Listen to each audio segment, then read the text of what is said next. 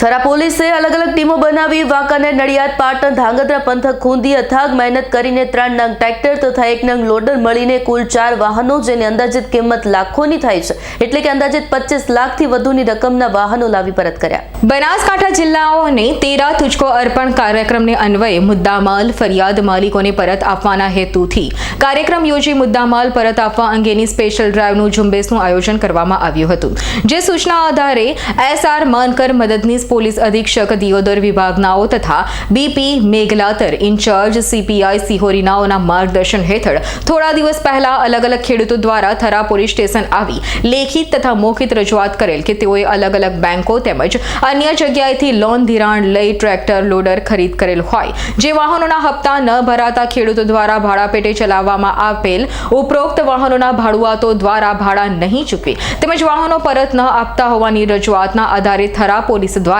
અલગ અલગ ટીમો બનાવી વાંકાનેર, નડિયાદ, પાટણ, ધાંગધ્રા પંથક ખૂંડી અથાગ મહેનત કરીને ટ્રેક્ટર નંગ 3, લોકર નંગ 1 મળી એમ કુલ 4 વાહનો આશરે કિંમત ₹25 લાખથી વધુ રકમના વાહનો લાવી SR માનકર મદદનીશ પોલીસ અધિક્ષકનાઓના હસ્તે મૂળ માલિક એવા ખેડૂતોને પરત કર્યા છે। કરસનસિંહ સોલંકીનો રિપોર્ટ, S9 ન્યૂઝ, કાંકરેજ।